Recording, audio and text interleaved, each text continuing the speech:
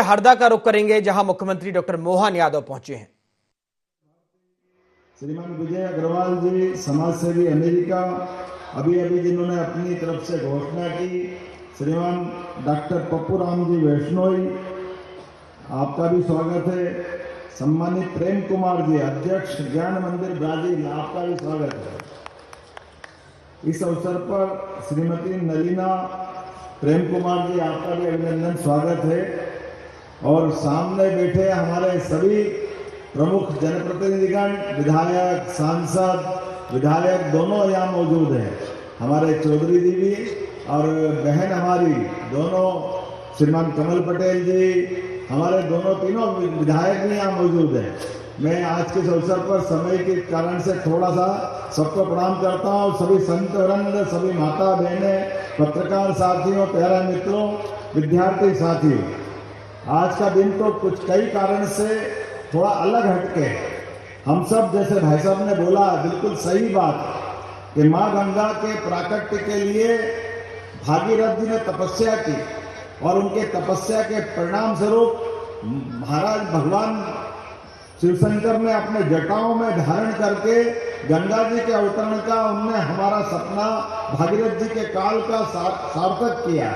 लेकिन जटाओं के लिए जहां गंगा जी का जल हमको मिला, वो भी बगैर ग्लेशियर के, कोई बर्फ नहीं है, लेकिन आज इतनी चैतन्य मां नर्मदा की धारा है कि दुनिया को अपनी जगह जैसा देखे, लेकिन एकमात्र मां नर्मदा का ये किनारा है जहां पर मां सीधे कई लोगों को दर्शन देती है, कई लोगों के जीवन धन्य होते हैं। ये एकमात्र स्थान है जहां आम जन भी और साधक भी, दोनों का जीवन का आना धन्य होता है।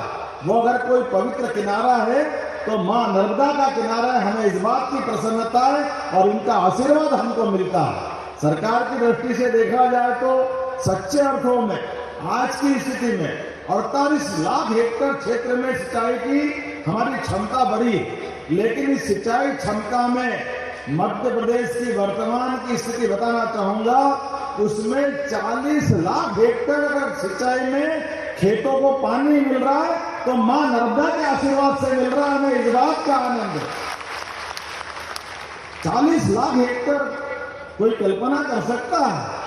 सब जानते हैं कि जैसे हमने कोई पारस पत्थर नहीं देखा, लेकिन पारस के बारे में कहा जाता है कि जैसे किसी लोहे को छुआओ तो लोहा सोना बन जाता है।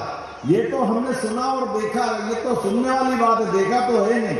लेकिन सच्चे अर्थों में जहां सूखे खेत को पानी मिल जाए, ये बात पक्की है कि वहां फसलों के रूप में सोना हो जाता है। इस बात में कोई शक नहीं। आज धान का कटोरा मध्य प्रदेश जिस प्रकार से बना है, और मैं धन्यवाद देना चाहूंगा प्रधानमंत्री नरेंद्र मोदी जी को। जोरदार अभिनंदन करो श्रीमान प्रधानमंत्री नरेंद्र मोदी जी को, जिनके माध्यम से हमारा मालवा, निमाड़, ये हमारा महाकौशल का बेल्ट और तुबिंद का बेल्ट अब अपनी मां नर्मदा के आशीर्वाद से हरा भरा हो रहा है। लेकिन बुंदेलखंड, चंबल और पश्चिमी मालवा का जो हिस्सा बचा था, यशस्वी प्रधानमंत्री ने एक नहीं दो नदी जोड़ो अभियान, एक हमारी उत्तर प्रदेश से केन बेतवा और दूसरी पार्वती काली सिंह चंबल योजना, जो 20 साल से राजस्थान के साथ बिना बात के मुकदमा चल रहा था। थोड़ा पानी कम मिलेगा, ज्यादा मिलेगा, ये होगा, वो होगा, जबरदस्ती चक्कर में पड़ते मैं जवाबदारी के साथ कहना पड़ेगा कि दुर्भाग्य से कांग्रेस के लोगों को हमारे किसानों के प्रति दया नहीं आती है, इसलिए फालतू के मुकदमेबाजी करते रही है। मुझे इस बात की प्रसन्नता, जोरदार अभिनंदन नरेंद्र मोदी जी का करो, जिनके माध्यम से 1,75,000 करोड़ की धनराशि ये दोनों नदी जोड़ों के माध्यम से उन्होंने हमको प्रदान की, जिसके माध्यम से अब 1 लाख करोड़ हेक्टेयर में हम सिंचाई कर पाएंगे। 1 लाख करोड़ हेक्टेयर में, किसको कहते हैं 1 लाख करोड़ हेक्टेयर? ये नदी जोड़ो अभियान के माध्यम से लोगों की जिंदगी बदलने का अभियान। वैसे तो आज बहुत सारे कारण से मैं आपको बधाई देना चाह रहा हूं। जहां हम अपना ये कार्यक्रम कर रहे हैं, यहाँ आने के पहले ही लगातार ये वेद गरबा घाट, जिसकी कहानी अभी हमारे संचालक जी ने बताई है, जिसके माध्यम से हमने वेद गरबा का घाट के लोकार्पण के साथ साथ यहाँ 130 करोड़ के लगभग 21 कार्यों का भूमि पूजन किया है। जोरदार अभिनंदन करो, ये बहुत छोटी राशि नहीं होती। और 185 करोड़ की लागत से लगभग हमने 97 अलग अलग प्रकार के कामों का भूमि पूजन किया। ये एक तरह से दोनों जोड़ लो तो 316 करोड़ के लोकार्पण भूमि पूजन अकेले नहीं हो रहे हैं।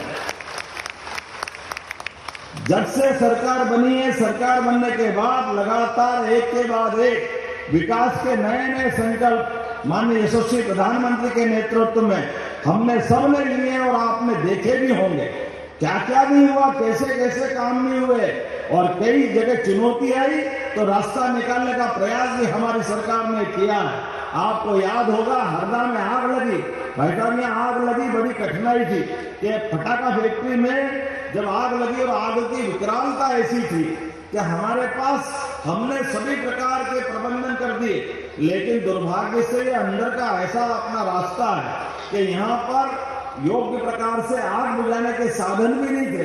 तो इंदौर, भोपाल, उज्जैन, होशंगाबाद, जहां से नर्मदापुरम कहते हैं, सब दूर से फायर ब्रिगेड पहुंचवाई, लेकिन उसके बाद भी आग की विकरालता और घायल और मृत्यु वाले लोगों के लिए लगभग हमने 100 के आसपास एम्बुलेंस भेजी।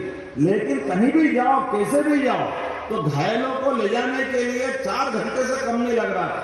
लेकिन वो ग्रीन कॉरिडोर बनाकर के एक एक व्यक्ति की जान बचाने का काम उस समय किया था कि हमारे किसी व्यक्ति के जीवन में अगर कष्ट आ गया तो सरकार को सबसे पहले खड़े होना चाहिए।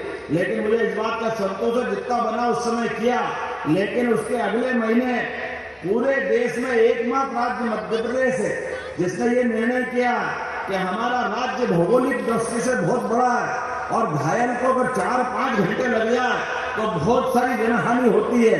इसलिए एयर एम्बुलेंस लाने का निर्णय हमारी सरकार ने किया कि आने वाले समय में किसी भी आदमी के जीवन में अगर ये कष्ट आ जाए तो जहां हवाई पट्टी है वहां विमान भेजते एयर एम्बुलेंस, और जहां विमान उतरने का हमारा एयरपोर्ट या हवाई पट्टी नहीं है वहां हेलीकॉप्टर से जान बचाने का काम हमारी सरकार के द्वारा किया जाएगा। ये निर्णय हमारे द्वारा किया। गए जमाना पुराने लोग थे, कांग्रेस के लोग एक तो इतने बड़े वाले हैं कि अपने घर में हेलीकॉप्टर उतारते हैं और हेलीकॉप्टर से जाते हैं। ठीक है, मां लक्ष्मी की उन पर कृपा होगी, लेकिन दुर्भाग्य से 40-40 साल से लगातार जनप्रतिनिधि हैं, लेकिन किसी गरीब के जीवन में हेलीकॉप्टर की मदद मिल जाए कोई उदाहरण नहीं उनके सामने। और ये हेलीकॉप्टर एक व्यक्ति के लिए पहुंचाते हैं तो 2 लाख से लेकर 5 लाख तक जितना भी खर्चा लगे, हमने कहा पैसा जरूरी नहीं है, गरीब आदमी की जान बचाना जरूरी है। हमने कहा आयुष्मान कार्ड बनाओ, निःशुल्क पहुंचाएंगे हेलीकॉप्टर हवाई जहाज। ये हमारी सरकार का निर्णय है, एक एक व्यक्ति की जान बचाने के लिए। और एक नहीं, ऐसे कई प्रकार के। अभी तो परसों 2 दिन पहले जो बजट आया है और बजट की तैयारी हमारी सरकार के द्वारा भी की है कि हमारे यहाँ सच्चे अर्थों में 4 विभिन्न प्रकार की जातियां हैं, गरीब, महिला, किसान और युवा। वो चारों वर्ग की बेहतरी के लिए अलग अलग प्रकार के कामों की हमने दिशा बनाई है। भाई साहब, हमने युवाओं के लिए तय किया है 2028 तक 70% से ज्यादा युवाओं को स्वावलंबी बनाएंगे, अपने बलबूते पर वो रोजगार पाए और उनके जीवन में एक सुख का अलग से छाया है। ये प्रयास हमने किया गरीबों की जिंदगी अच्छी बनाने के लिए। अभी आपके माध्यम से हमने नेशनल डेयरी डेवलपमेंट बोर्ड के माध्यम से एक तरफ जब खेती की हमारी अच्छी आमदनी होगी, लेकिन सच्चे अर्थों में तो घर घर गाय, तो जिनके घर गाय वो सब गोपाल हुए कि नहीं हुए, और जिनके घर गाय का कुल वो घर घर गोकुल। हम ये अभियान लगाया कि घर घर गाय का कुल बनाएंगे, और जिन गांवों में 2000 से बड़ी आबादी के सब प्रकार की सुविधा के गांव रहेंगे, सरकार के माध्यम से उनको वृंदावन गांव बनाने की घोषणा हमारी सरकार के द्वारा हुई। अब गौमाता से निकलने वाला गोबर, गोमूत्र, ये कोई अलग संकट नहीं है। इनसे भी बिजली बनती है, इनसे बहुत सारी प्रकार का उपयोग होता है। ऐसे सारे कामों को प्रोत्साहन दे करके लगातार हम प्रयास करेंगे कि ऐसे एक के बाद एक इन कामों के माध्यम से आने वाले समय में अकेले इसी मध्य प्रदेश के अंदर जैसे अमूल की डेयरी गुजरात में आई तो गुजरात में किसानों की जिंदगी बदली। हम भी प्रयास कर रहे हैं कि मध्य प्रदेश में किसानों की आय बढ़े, किसानों की जिंदगी बेहतर हो, इसलिए उस पर भी काम करने जा रहे हैं। मैं आज के इस अवसर पर, चूंकि बहुत सारी बात हो सकती है, लेकिन ये गौशाला की बात यहां भी आई है। कौन सा गांव बताया था?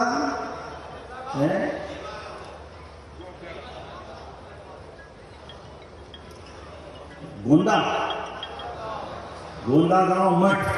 आपने जो कहा निश्चित रूप से वहां भव्य गौशाला बनाई जाएगी, सारी व्यवस्था सरकार के द्वारा करेंगे। आज के इस अवसर पर चूंकि समय की कमी है, लेकिन बहुत सारी मांग भी मुझे बताई है। ये सारी मांग भी मैं मानने के लिए यहीं से घोषणा करता हूं। आपने कहा कि यहाँ हमारे यहाँ ITI नहीं है, तो ITI भी बनाया जाएगा। निश्चित रूप से ITI बनाने की घोषणा करता हूं। आज के इस अवसर पर पुनः अच्छे कार्यक्रम की बधाई देता हूं। बहुत बहुत धन्यवाद। भारत माता की जय।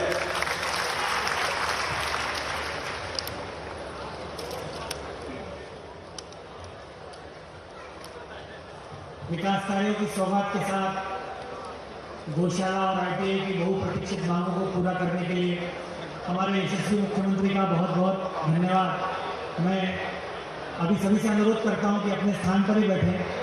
भोजन की व्यवस्था, भोजन पैकेट की यहीं पर है, उसके बाद ही हम अपने स्थान से जाएंगे। सभी से अनुरोध है यहीं बैठें। मैं सचिव महोदय श्री सुजीत जी शर्मा से अनुरोध करता हूं कि वे धन्यवाद ज्ञापित करें। सभी कृपया बैठ जाइए, भोजन के बाद ही जाना है।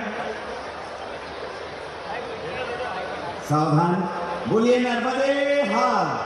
मां नर्मदा की इस पावन गोद में बाबा बजरंगदास जी, स्वामी तिलक जी की तपोस्थली पर स्वामी तिलक वैदिक विद्या समिति द्वारा आयोजित वेद गरबा घाट के लोकार्पण समारोह में आमंत्रित हमारे प्रदेश के यशस्वी मुख्यमंत्री माननीय डॉक्टर मोहन यादव जी,